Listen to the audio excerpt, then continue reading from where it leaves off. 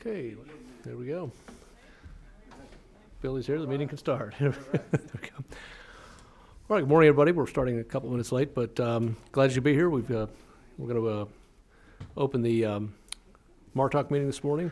Got a quorum, and we're ready to go. So basically, we're going to talk about several things today. Basically, want to a couple of administrative items. Representative Glanton, I just got off the phone with. He is stuck in Florida, but he is listening in by phone. Also, Roberta Abdul Salam had a medical emergency. She had her daughter had to be medevaced in a helicopter yesterday, and she is in the hospital with her family, so she will not be attending today. And just as a personal point, I wanted to congratulate all of our former colleagues, colleague B.J. Pack, by being nominated to be the U.S. Attorney for the Northern District of Georgia. We all wish him well. He was in my freshman class, and like to see people move on. With that, general discussion. Basically, the first item of business we're going to deal with on the agenda is MARTA IT infrastructure discussion. Basically, what I'd like to do for the members is hold questions until we get to a point where, we've got kind of a handle on where we're going with this. What my intent is to have MARTA come up to talk about this. What we were going to do after that is appoint a MARTA IT infrastructure working group, and we'll get to that. But with that said, whoever wants to come up from MARTA and start this off, we will be glad to. John.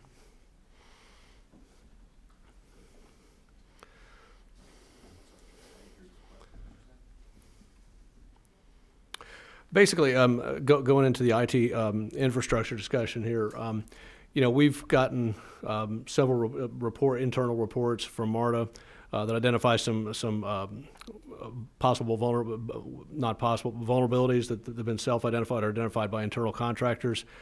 Wanted to kick off that discussion. I'll make it very clear.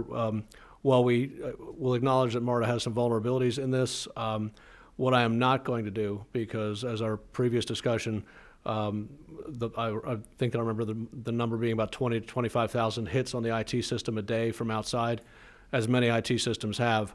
What we're going to do is identify that we do have some issues that we need to deal with. As I say, we as a group, because we want to do this in tandem. We're not here to be adversarial. We're here basically to support you, but we want to move through this and identify these issues and get them resolved. With that said, for operational security purposes, and I'll just give an analogy, if I have portals, and I'm not an IT guy, if I have portals 1 through 100, and number 7, number 26, and number 50 have issues, I'm not going to point those 3 out as the places that have issues and steer adversaries or whoever might be able to try to harm the system to that, with the understanding that we're going to work with this internally in a smaller working group to identify and get through those issues. But I am not going to give away operational security issues to people who might exploit that. We're not going to be the ones to direct people off of that big picture into a very narrow focus. So with that, any comments from Marta? We welcome that and appreciate your willingness to work with us on that. And as we discussed prior to the meeting, we have staff here in the event there are questions. I need to get your mic on, John. Hang on. Podium mic. There we go, because we're being taped. Can everybody hear me now? There we go. Okay. John Bayalis, Director of Government Relations, for those of you that don't know me. Just to reiterate what I said when the mic wasn't on, we appreciate that, Chairman. We're looking forward to working with you on this group. We do have staff here to answer any questions from the committee members once that's we've reached an appropriate time to do so. But just to reiterate, we're looking forward to delving into that with you in this working group.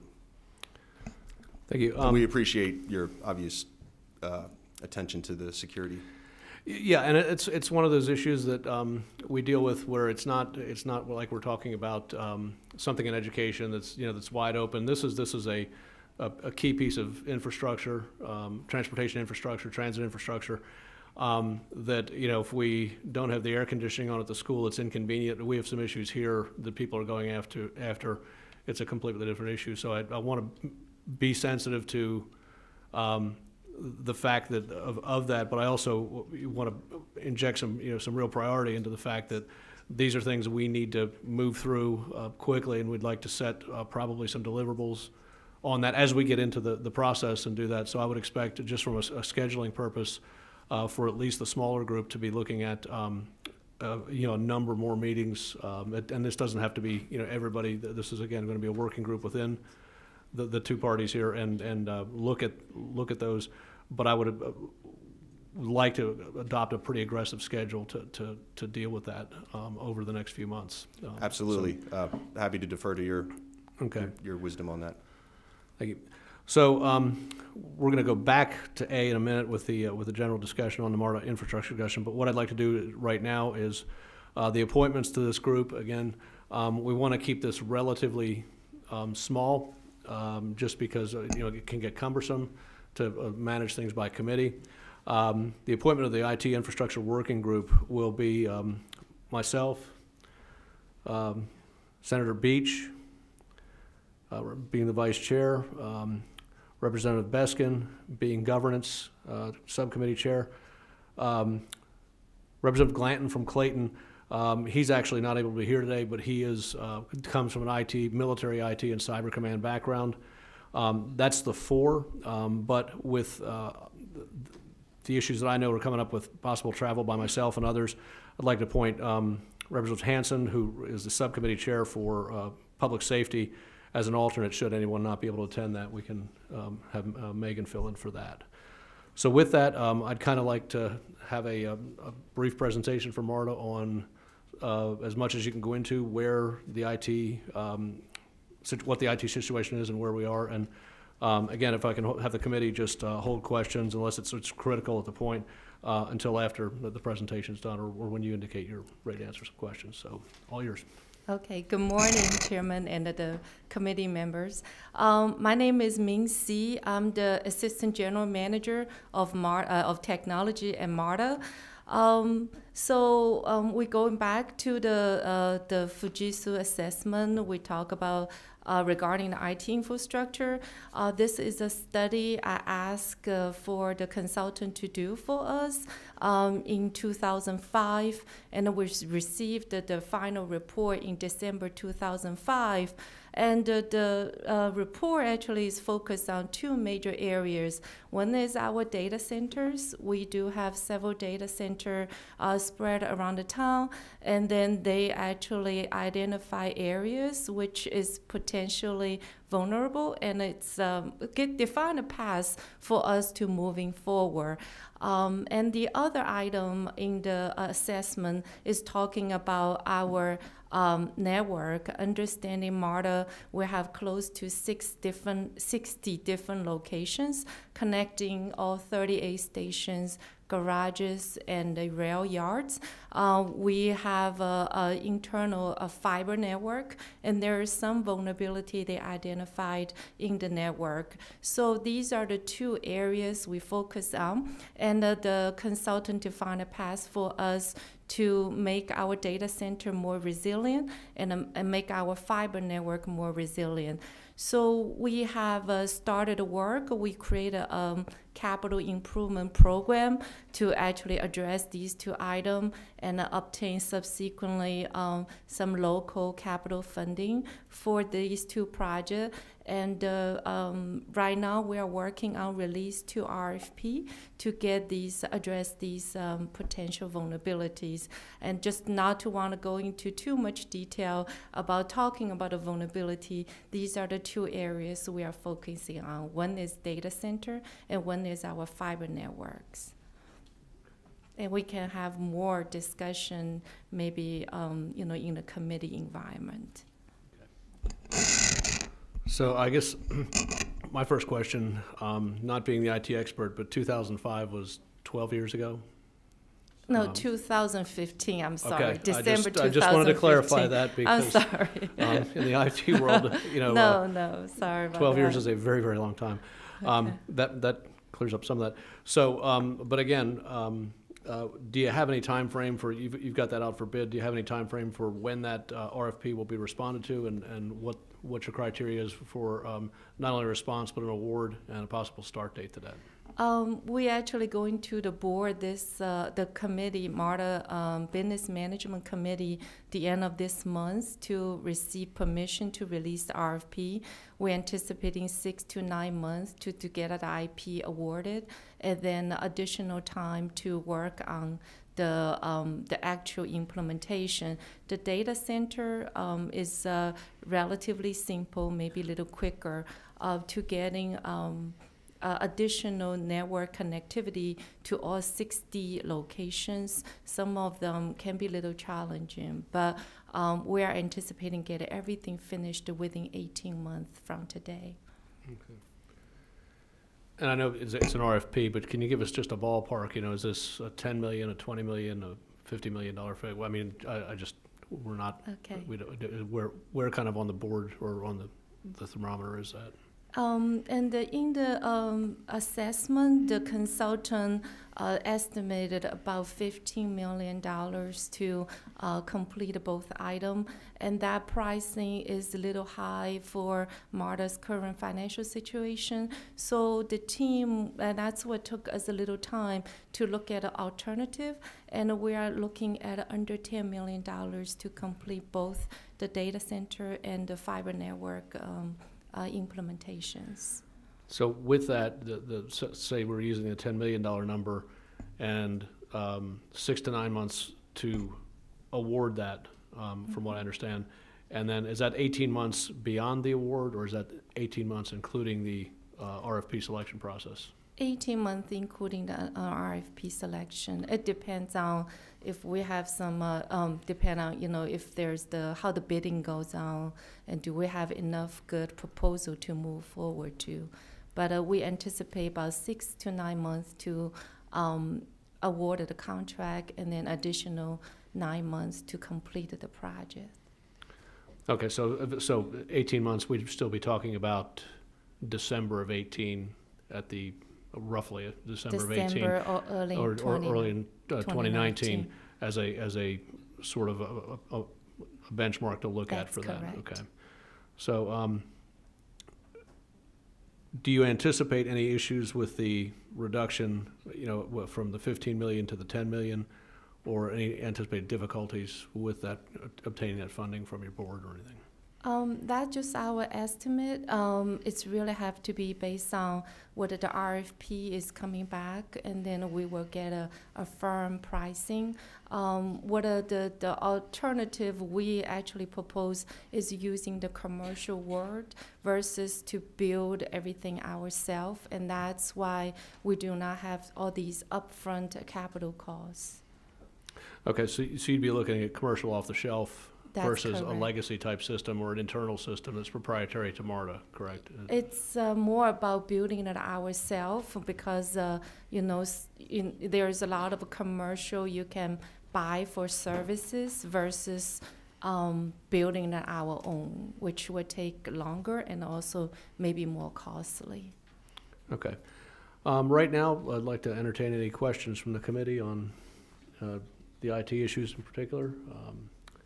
Open it up. Got Representative Beskin. Thank you,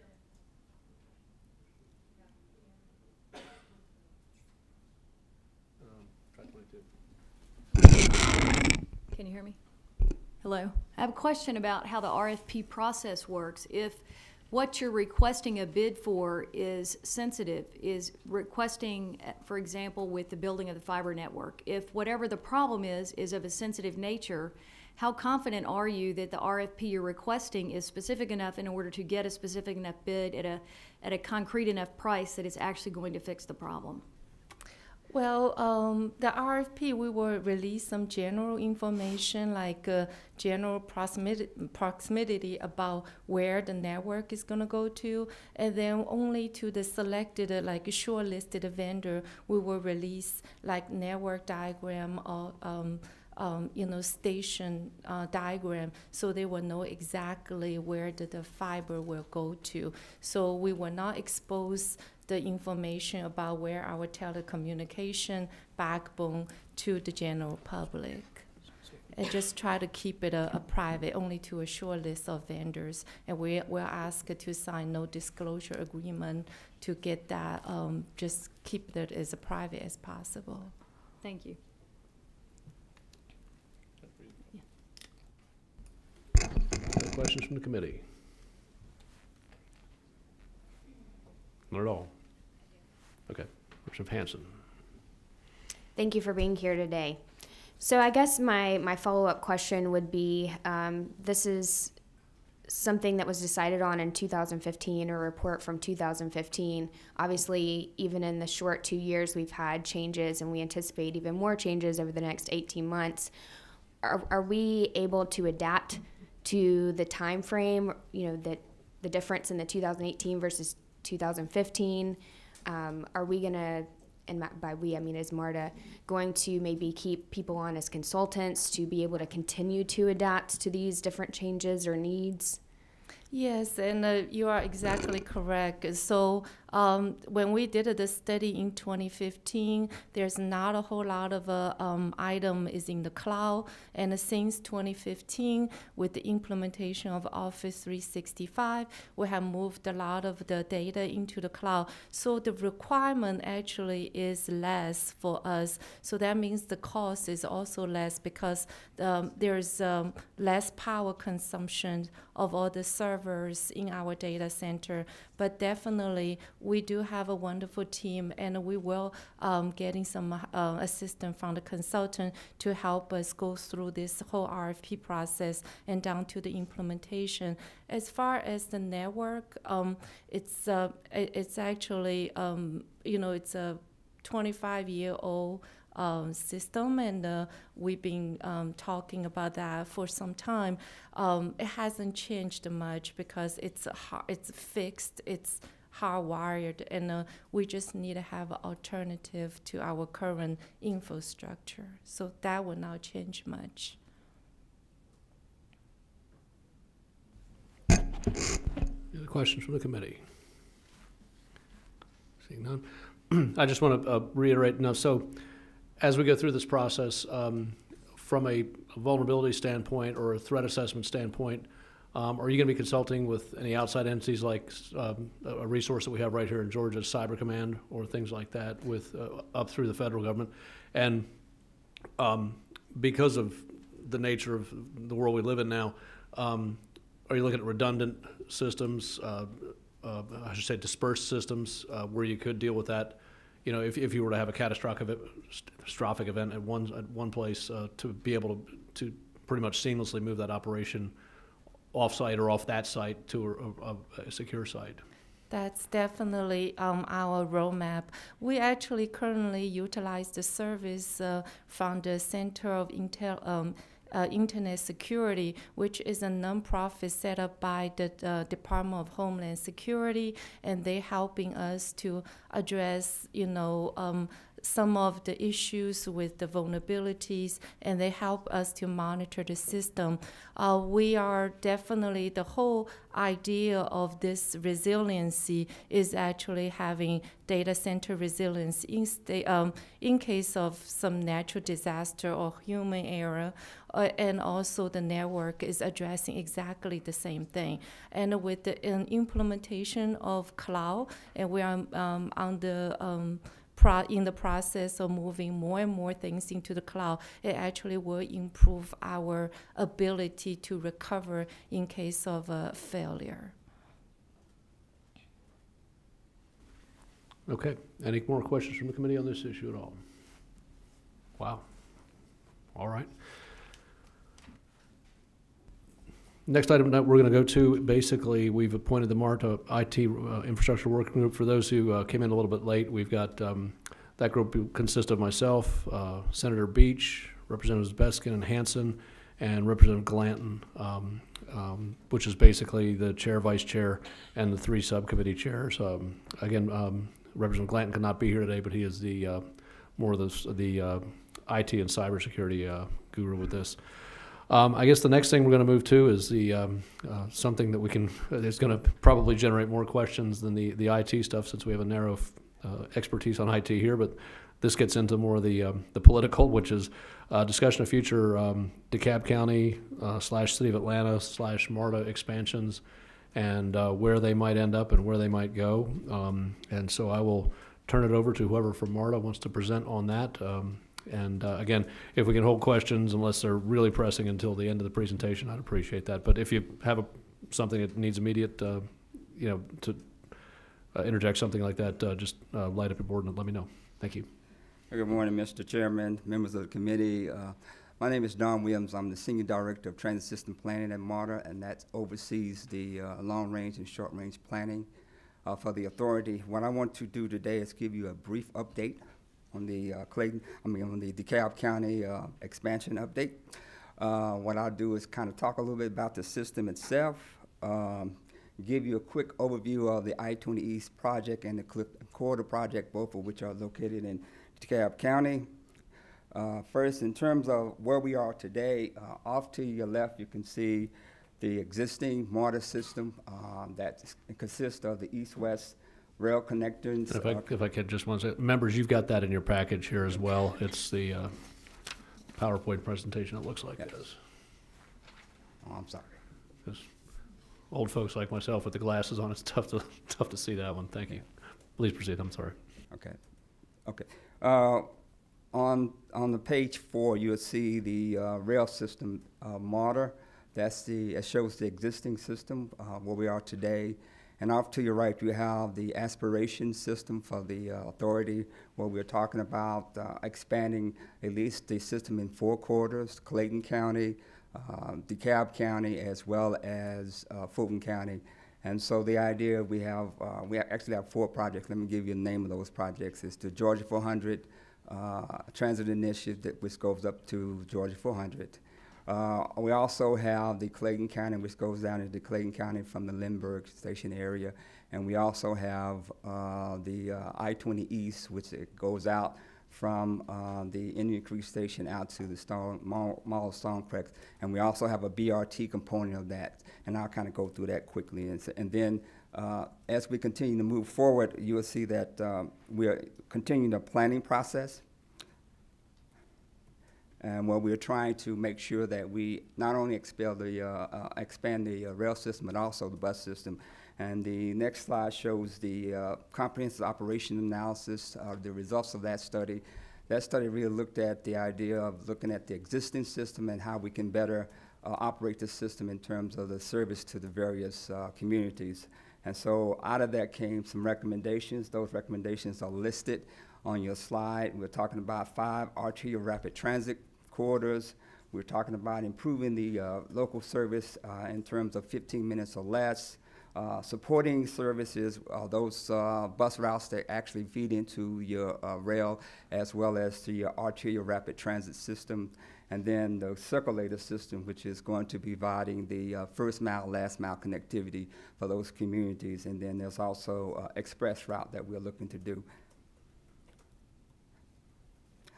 Next is the I-20 East expansion. That, again, that corridor extends from the Indian Creek out to the MARTA Indian Creek out to the Mall of Stonecrest. That's one component. That's the heavy rail component, where it actually transitions from I-285 over to I-20 and terminates at the Mall of Stonecrest. We also have a bus rapid transit component, which extends from the 5 Point Station in downtown Atlanta out to the Wesley Chapel, and that connects up into the Wesley Chapel and the HRT system. Both in terms of where we are right now under the environmental review process, and basically what we are doing is looking at the impacts of both of those components on the community. One thing that I would say as we continue to move forward, we want to make sure that we get public input. And so one of the things that we've done, because we just recently found out about the GDOT effort to look at managed lanes in that corridor. And so one of the things that we've done as part of this planning process is actually go back and look at the alternative of BRT and managed lanes.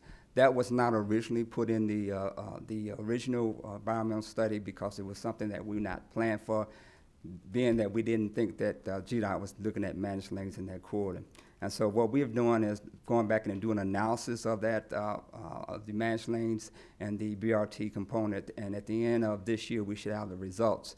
Those results will feed into the overall environmental study and inform how we move forward with the overall corridor itself. There's also a TOD, a transit-oriented development study that we're undertaking that's looking at how we can work with the county to look at how to plan for transit-oriented development along the corridor. The idea on that is that we will have TOD along the corridor that will help support the overall transit investment in that corridor. We did receive a grant from the federal government in the amount of $2 million.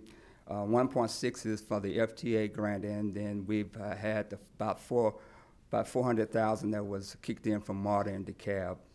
The scheduled completion date for that is 15 to 18 months. Is that, if I can just stop, is that 15 to 18 months? Yeah, for the grant process is. Yes, for the grant. Okay, I just want to make sure. For the grant. Okay. For the TOD effort. Again, in terms of the overall study itself, we're kind of on hold in terms of the project development process until this study is completed. I mean, till the managed lane study is completed. And then once that study is completed, we'll move forward with analyzing the overall impacts of the proposed options in the corridor. And then we're expecting probably that to happen sometime about the fall of 2018. Okay, we've got a question here, Yes. 15. I can wait. Okay, well, we'll keep you lit up and you'll go first. Yep. Okay, please proceed, sorry. All right. The other corridor that we have in DeKalb County is the Clifton corridor. That's about an 8.5-mile extension from the Lindbergh station out to the Avondale. We are going to be transitioning through the Emory CDC area as well as the other parts of DeKalb County. That project too is up under the environmental process. We're looking to complete that probably sometime around the early 18, depending on what comes out of the overall analysis and the FTA review. So with that, I'll open up for any questions that you may have with regards to the DeKalb County projects. Okay, we'll go to Senator Ford. Good morning. Oops. There we go. Gotcha. Is there anybody from Emory here? Anybody from Emory University in the house? Okay. All right. Let me ask you this. I'm very concerned that that this Emory line appears to be jumping in line for the money that was voted on by the citizens of the city of Atlanta last November. I'm very concerned that what you have is Emory after the fact trying to get in line to get money the city of Atlanta folk voted for. People in the city of Atlanta did not. Last November 8th, when people in my constituents went to vote, they did not know that they were competing with, would be competing with Emory and the CDC. The timeline that the city has, and there's someone from the city here, they can speak for themselves, but the timeline that the city has is to annex Emory, and CDC by September 5th. So we're, 42 days, 6 weeks out from a vote by city council. And so that concerns me greatly. And I see that you're giving us an update on the east side. We don't have an update on the west side. We don't have an update on Hamilton Homes to 285 and MLK. You're doing an environmental study on the east side, on the Clifton corridor. It seems to me that the citizens of the city of Atlanta are not being given due consideration for the projects that they thought that they were voting to be considered, and that concerns me greatly. Emory, came and saw me during the legislative session, and I was glad to meet with them. Apparently, they don't want to meet with me this time. They don't want to meet with me now, but we will meet. It's just under what circumstances we meet. But they will meet with me. The city has its own plans, but I want to know, why are y'all at this point not giving us update on the west side? Why are you not giving us an environmentals on the west side? I just think it's unfair to the people of the city of Atlanta and the constituents I serve, especially those, in Southwest Atlanta. And I hope that MARTA does not collaborate with those who would unfairly jump in line in the city in this process. Well, good morning, members of the commission. Keith Parker, General Manager at MARTA. So to answer the two questions, Senator Ford, the first one being regarding the question of the annexation. Obviously, MARTA can't speak for Emory nor the city of Atlanta, so we would defer to those bodies to have you address. Have you had discussions with Emory? Have you had discussions with the CDC? Have you had discussions with the city of Atlanta? And what was said, and and when was it said? So MARTA, has not had discussions about annexation with any of those. That's either you or MARTA. Well, I'm the Okay. CEO of MARTA. All So right. MARTA, I just. yeah. So MARTA has not had discussions with these places about how annexation works, any of those things. Of course, with anytime there's the discussion about these lines that go multi-jurisdictional, and this was part of what we talked about even during the More MARTA campaign, was that, for example, the I-20 project is in more than one jurisdiction, and we suggested to the city that they be prepared to pay for their share of these projects that go beyond just the city of Atlanta and may go into Fulton County, may go into other areas. Same thing for the Clifton Corridor project. So again, I would defer to have you have those discussions about annexation to those bodies. As relates to the second question, we were asked to give a general update about transit expansion in DeKalb County. We will gladly go into much more detail about the environmental work that's being done, the planning work that's being done, and so forth, at a subsequent meeting, and we'll be, again, glad to do it. We just were told to give a general overview of transit expansion in DeKalb, and that's what we did. So we made a pretty quick presentation. May I follow up, Mr. Chair? Absolutely. I'd just like to interject. Yeah, we did ask because of the proposed annexation, which would affect, which is sort of the most immediate issue that on a lot of people's minds, not neglecting the west side or, the outside or I-20 West, anything like that. This one sort of fell in as the most immediate for discussion. So we I understand, did Mr. Chair. not want to spend till 4 o'clock this afternoon here. But the chairman's right. We basically asked for the what the immediate is, which, like you said, is 36 or 42 days out, where the possibilities are. But yes, sir, follow up. Yeah. I have some other questions about some other issues that, I don't want to usurp all the time right now. I'd like to ask those questions before we finish. The only other thing that I want to say is that this process of this jump in line by Emory and the CDC is the least transparent instance I've ever seen in mass transit in MARTA. I've been around for a long time. I've never seen anything like it. Lack of transparency. And it is a issue of equity as well. It's an issue of equity and transparency. And I hope that we will get more transparency from City Hall, that we'll get more transparency from Emory and the CDC, and to the extent necessary from MARTA. It's appalling. It's appalling what we're seeing here over the summer of 2017. Thank you.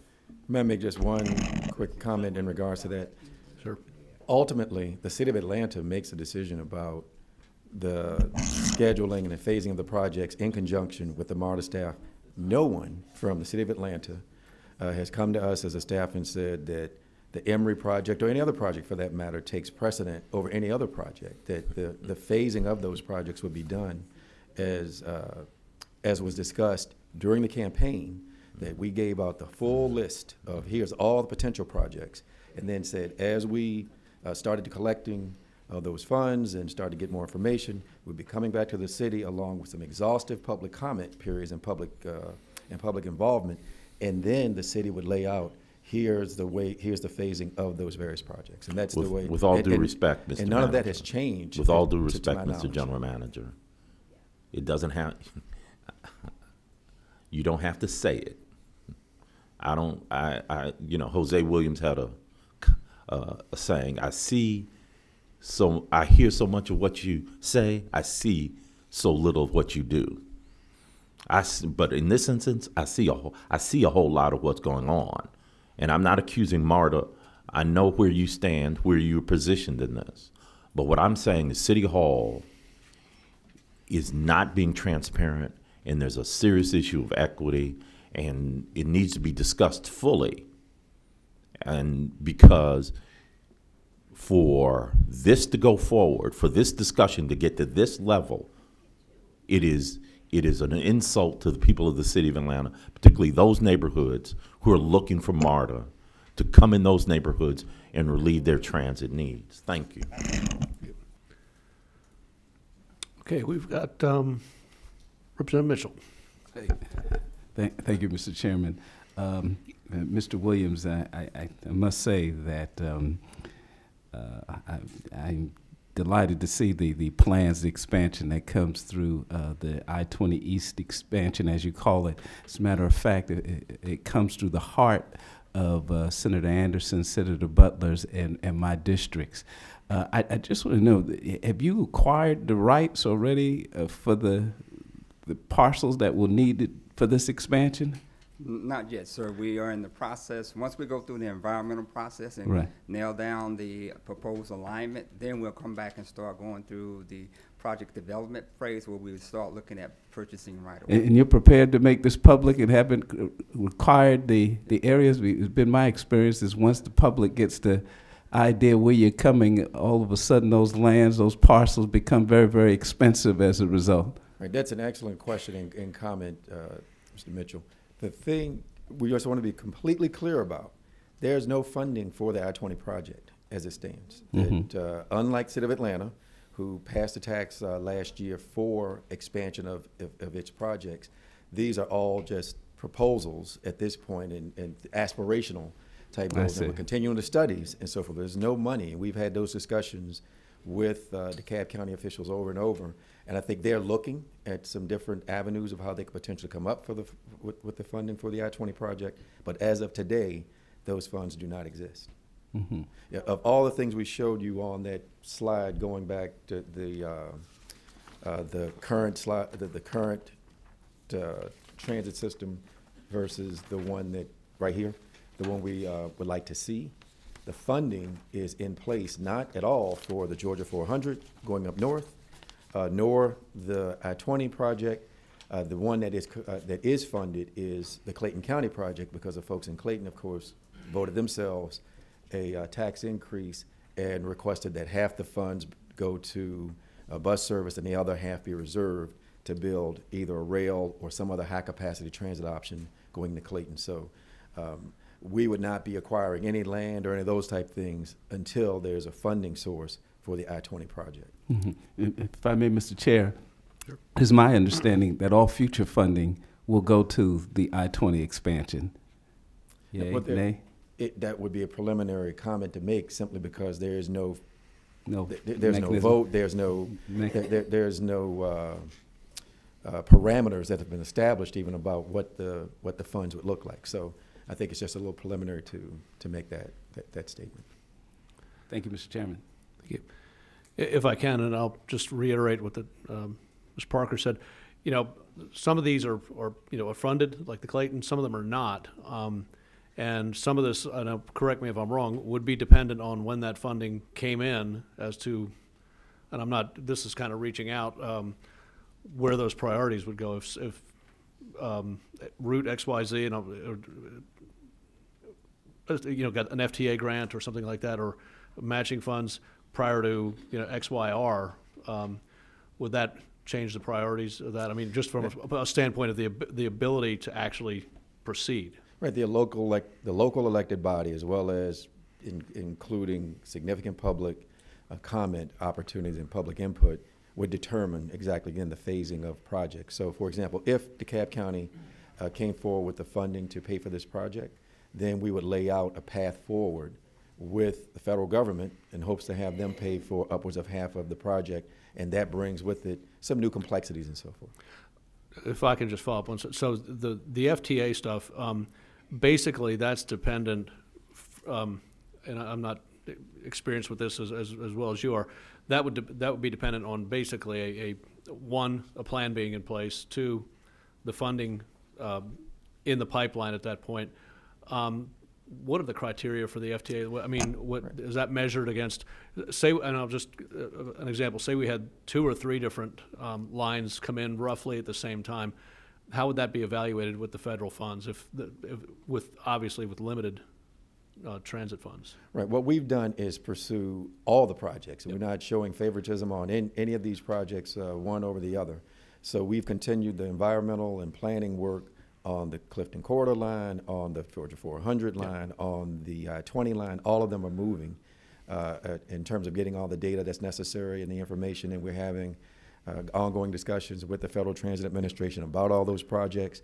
They become more real when money is available. So, for example, if once we finish up a bit more work on the Clayton line, because there is funding available, I think we'll be a bit able to be a bit more aggressive on that project because there are dollars available.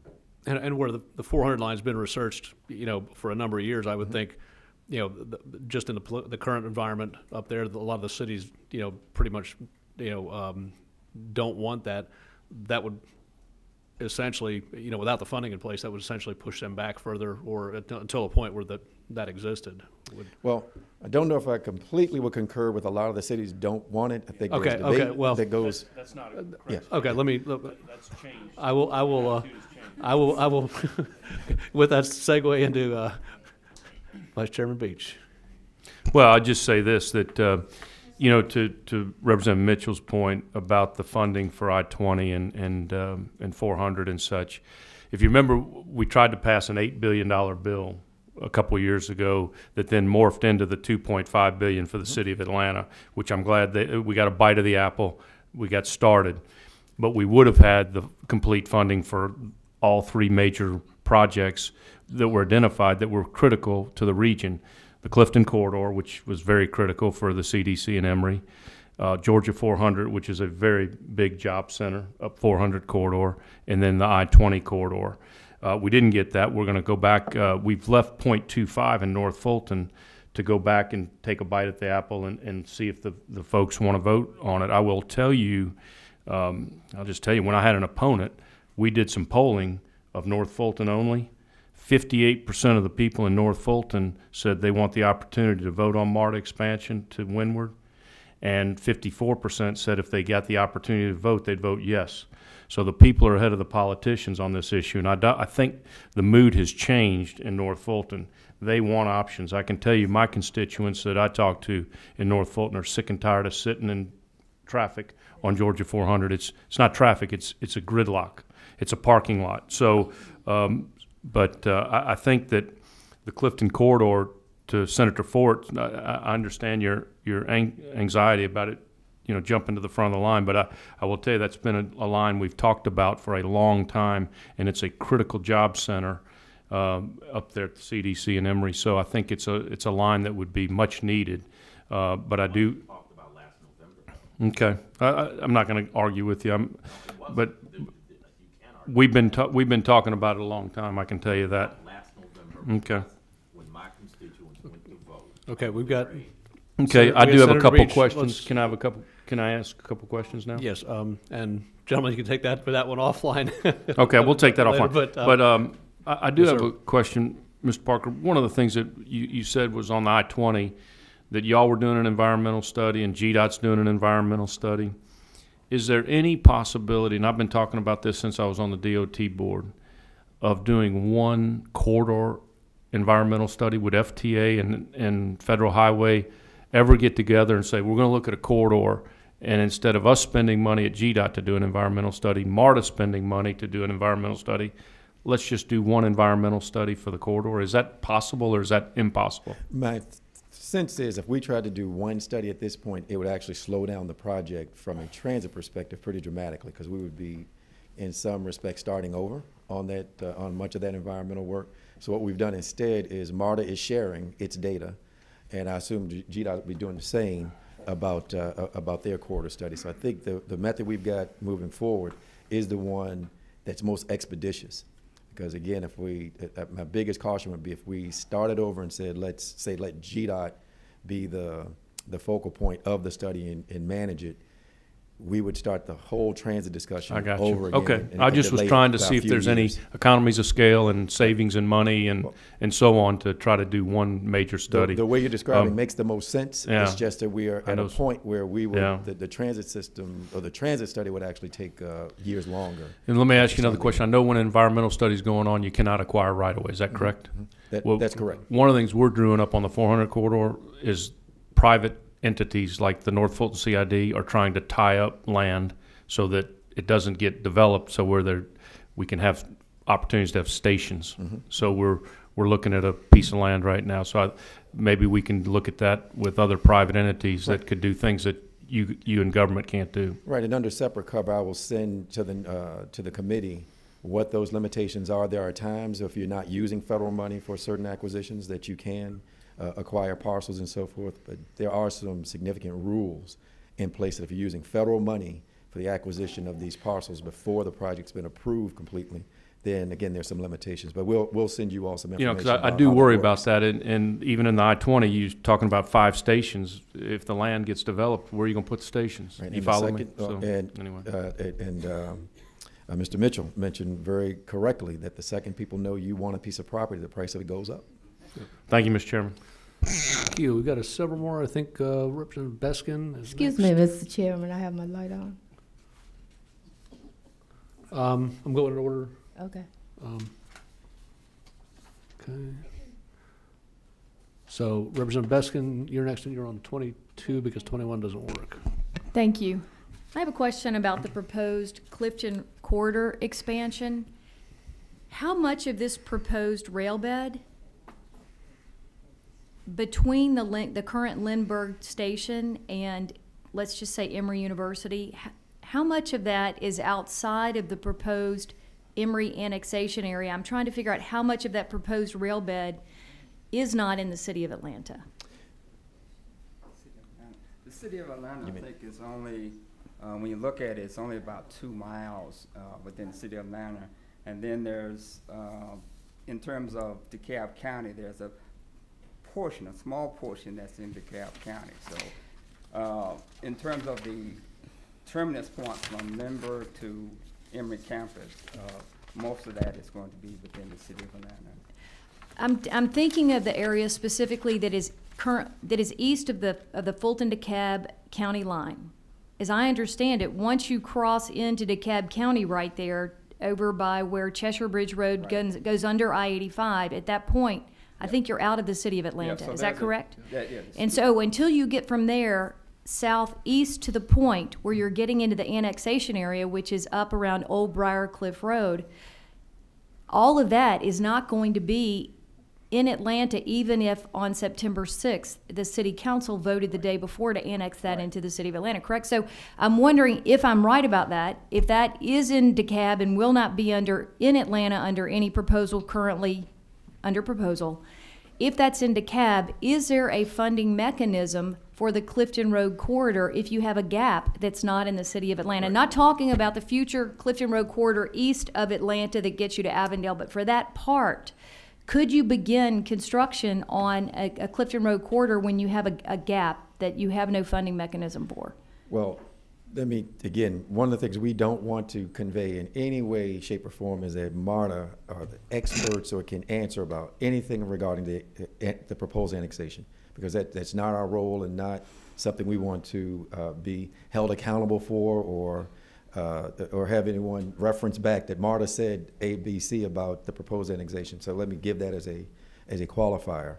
But as it relates to the funding, what we would have to have before we began a full expansion, if we decided we wanted to do the entire 8.5 mile corridor, we would need funding for the entire 8.5 mile corridor. If there was a shorter phased-in approach, we'd have to have identifiable funding for all of those elements that we anticipate to pay for from beginning to end. So that's about as much, I think, as I can say on it, but I think in trying to answer your question, the part that's in the city, as we understand it right now, is 2.2 miles. And then if there was funding available to go beyond that, we would look at how we could phase those potential projects or get them all done at the same time, but funding would have to be available for us before we would undertake a major expansion like that. So it sounds like you're saying that currently there's 2.5 miles from the Lindbergh MARTA station to the current city limit. Is that correct? That's correct. Okay. That's correct. Thank you. So there's a lot of ifs, if this, then what, and all those variables out there. And that I don't like we answering can't those type questions. Quantify right now, yeah, exactly. Yes. So we've got Senator Butler. Whoop, I hit the wrong one, I'm sorry. Oh. You're number 18, Oh, there you it go. is. Thank you, Mr. Chairman. So, Marta, you've exceeded, or you got me all excited about the I-20 East expansion, and then you burst my bubble all at the same time. Well, I'm sorry about that. You know. You says no funding. I said no funding yet, because I'm sure you're going to keep working at this until we can make it happen. Yes, ma'am. So let's talk about a little bit about some money that we do have, the TOD grant. And I see the pictures here that mean something. So can we talk a little bit more about the TOD grant and how Sure. that's John, you want to elaborate? going to be used? The grant is really geared towards making transit more supportive in terms of the density and the growth around transit corridors.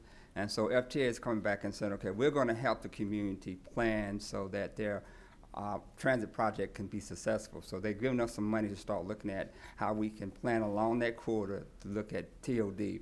And that really means looking at transit-supported type development, where you're talking about density, you're talking about different types of development, such as residential, retail, commercial, all things that would be supported so people can actually live in the corridor and won't have to necessarily get on the train to go to their job. Just live, work, play type of development around those transit stations that we're proposing for the corridor itself. And so the idea, again, is to come back with a plan, and then once we have that plan in place, we will share it with the local jurisdictions, and they can help, matter of fact, include that in their comprehensive plan, a transportation and plan for the community. So. Okay, thank you. Okay, we've got Senator Anderson. Thank you, Mr. Chair. Thank you, Marta, for this update, Mr. Williams and CEO Parker. Portions of my district cover DeKalb, Rockdale, and Newton. And my question is there a potential, is there any potential for bus contract services in Rockdale? I know some counties start on that as a first step. And with it coming this far to Stonecrest, I know they have bus services, but what about MARTA? We would be open to have those discussions. MARTA currently has some interlocal agreements with Cobb County, for example, for service. We've had those types of agreements previously with Clayton County prior to the vote being had. So we would certainly have those. We would be fine with having those discussions. Okay, thank you. Back to Senator Fort. Yeah, I have another issue that's uppermost in my mind this morning, and that is the drug dealing that's going on in 5 Points. I have received complaint after complaint after complaint, and I mean successive complaints independent of each other over time about an open air drug market going on at 5 Points, particularly on Broad Street. I mean, one of my constituents described it as a drug trap. And then last week, one of my constituents told me they hear them out at 5 Point talk about Percocet, crack, come get it. I I mean, it's out of control. I've been in touch with y'all, and I've been in touch with the city of Atlanta. And the attitude, I'll be very honest with you, Mr. General Manager, the attitude that I get is it's been going on so long, we can't do anything about it.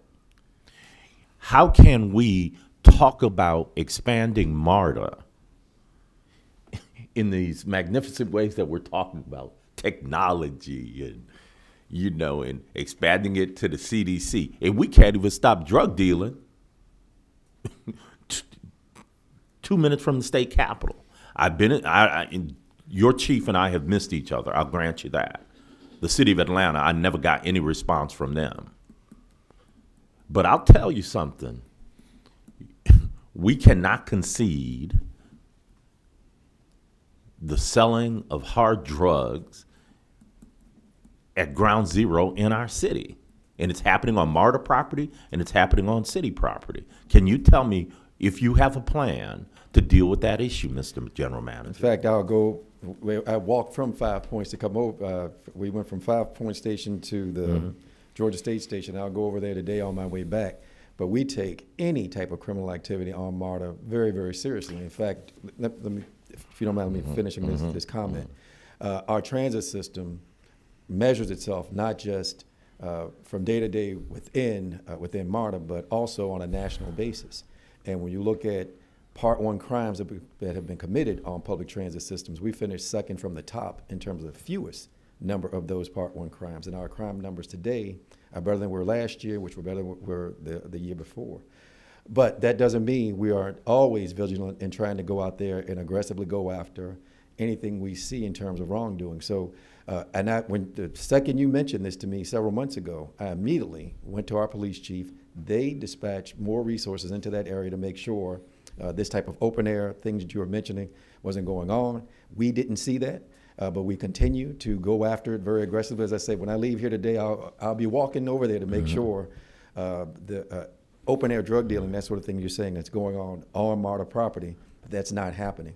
And if it is, now, Mr. General Manager, are the people who are telling me this, the 8 or 9 people who have reported this to me, are they just misguided? No, let me finish the comment. I said, if that sort of thing's going on, we're going to be all over it. So we will aggressively go after it. I think you gave me some specific examples of the types of things that were happening, and our folks went undercover to see that any type of thing like that was resolved. But we will be completely aggressive. Now, I'd be the first to say, whether it's cybersecurity, crimes, other types of crimes, they are ongoing battles that no one solves, that you keep going at them and try to get better at them. And then when some new thing that comes up, as law enforcement and others, we try to deal with that piece and then try to be preventative as well. So we take this as a challenge to go out and make sure this type of thing is not going on. If it is, we will deal with it. Let me say, and my bone to pick is less with y'all than it is with the city of Atlanta. Because at the same time that I communicated with your chief, I communicated with the city of Atlanta about what's going on. And so let's be very clear. Last year or the year before, when I reported to you some other drug dealing going on down there, you got on it and the person got taken away. I appreciate it. But have you been in touch with the city of Atlanta about this issue, or has the city of Atlanta been in touch with y'all about this issue? Yeah, our police chief and police department, they go back and forth. They discuss issues all the time. On this specific issue? Well, the one you mentioned to me you gave me some very good detail about here's what was going on, here's where it's occurring. I know our folks coordinated that with, it's my understanding they coordinated those efforts with the city. But what you just mentioned today, as I said, as soon as I walk out of here, I'm going to go over and take a look. I'll have the police chief come over, and we will see what's going on. But we take crime very, very seriously. I will never abdicate anything along those lines. And I'm not only talking to constituents. I'm talking to employees who are seeing it themselves. I mean, this is not just laymen, but your people are seeing this as well. They're seeing and if they are, they should be bringing that forward, and they normally do. I mean, they do a very good job of reporting any type of crime. One of the things that, And we'll be glad to come in and give you all an update as to our efforts regarding law enforcement. In fact, I think we did one, Chairman, maybe 6 months ago or so. We gave you an update about what's happening on the crime front with the transit system. But we'll gladly come in and give you an update about the different policing techniques we utilize and any other things, and answer any and all questions that you bring forward. Thank you. Yeah, and we did look at that, and y'all deal with a lot of different jurisdictions as well, because if you're in Sandy Springs, if you're in Dunwoody, then literally you can walk from one to the other, across the street from a station.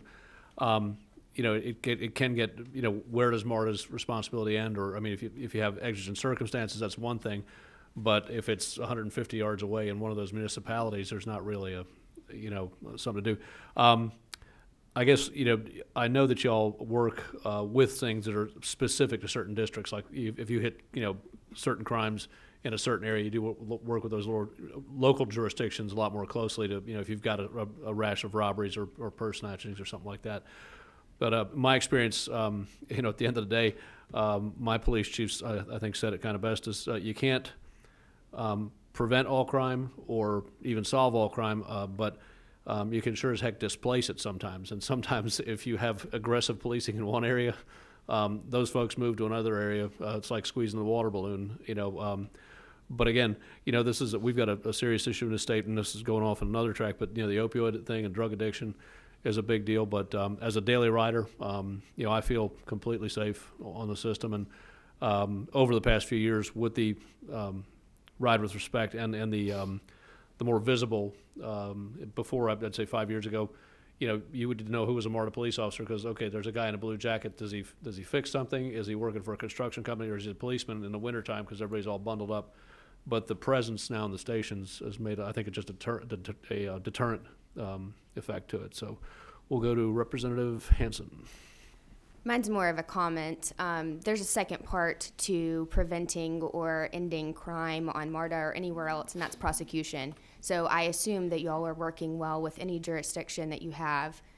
Every time you have to arrest someone or you do anything like that, I mean, we need to talk to the prosecutors as well as trying to make sure y'all are doing your effort, because you can arrest someone, but if you let them go, then that doesn't necessarily do us any good. That's an excellent point. And part of what we do as well to control what we can control, because we actually, obviously we can't control the DA's office and that sort of thing.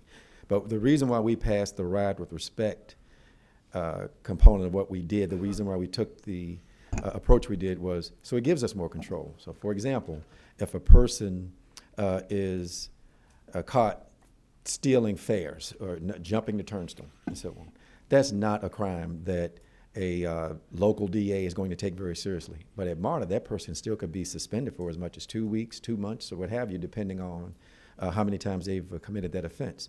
The same thing for a person who might be aggressively panhandling or doing something that isn't going to rise to the level that's going to get a lot of attention at the DA's office, but is something that scares people from riding a transit system, makes people feel uncomfortable when they ride. So we might end up suspending that person for upwards of 6 months.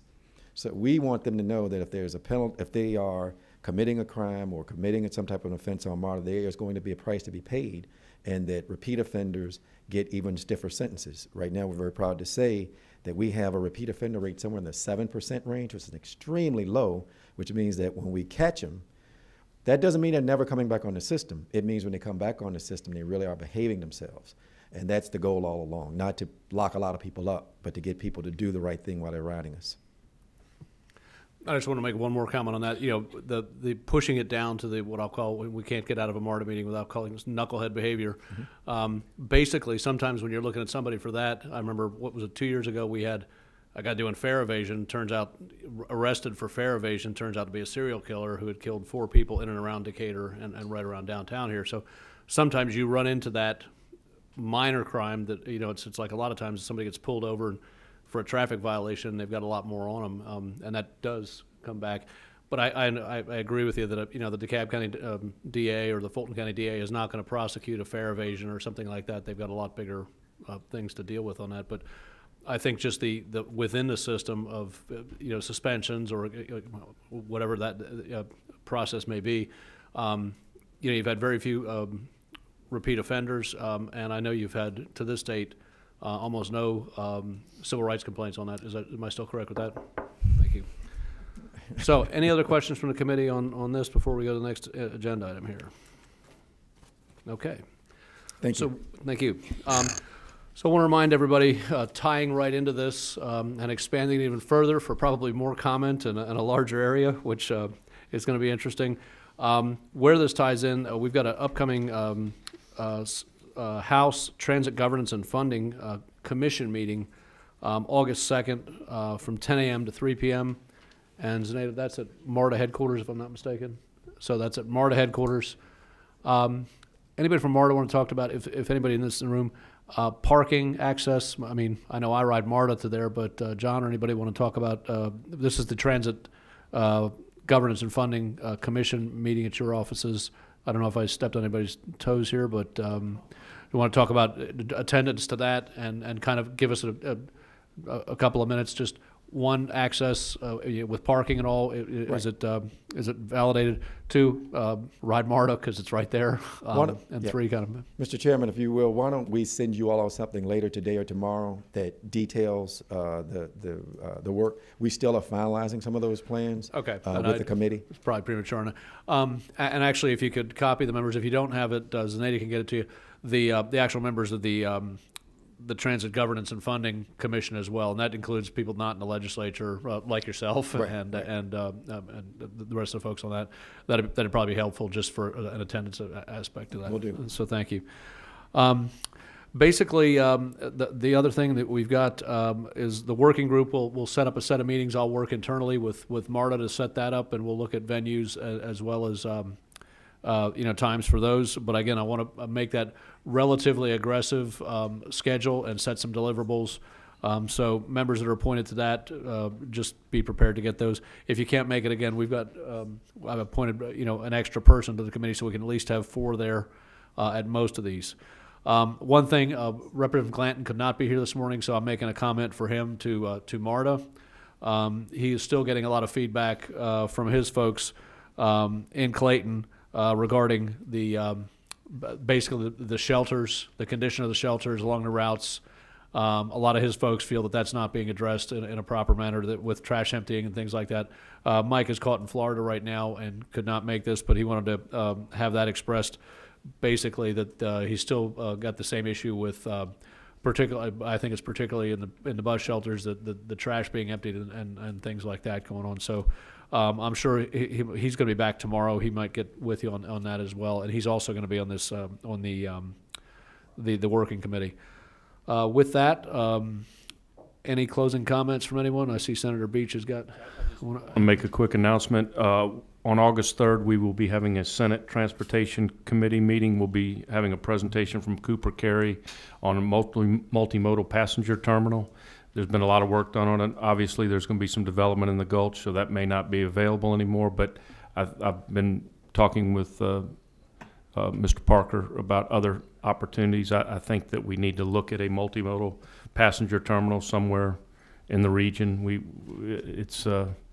I think we're a city of a size that should have a Union Station or a Penn Station or some kind of multimodal passenger terminal. So we're going to look and discuss that on August 3rd, 10 o'clock here in the LOB. I'm not sure the room number, but it'll be here at 10 o'clock on the 3rd. Roger that. Thank you. And again, look Senator Butler, you want to give me your 18, correct? Or 18? Okay. I think, do I still have you? Try it now. I don't really need it to be on for, you're on for now. this question. I just want to request committee list. Committee list. So that everyone would have a committee list on on the Martoc committee. Okay, for contacts and things like that? Well, no, not for contacts, so that we'll know where we serve. Because we have some new members. Okay, roger that. We'll do. Zenaida, you can get that out to, roger that. Okay, we can do that probably by tomorrow. Any other questions questions or comments from the committee? MARTA? With that, we'll look forward to doing these working group meetings and again, it's with Senator Butler's request, and Ada will provide the subcommittee assignments. And with that, we're adjourned. Thank you very much, and glad to be out of here early before lunch.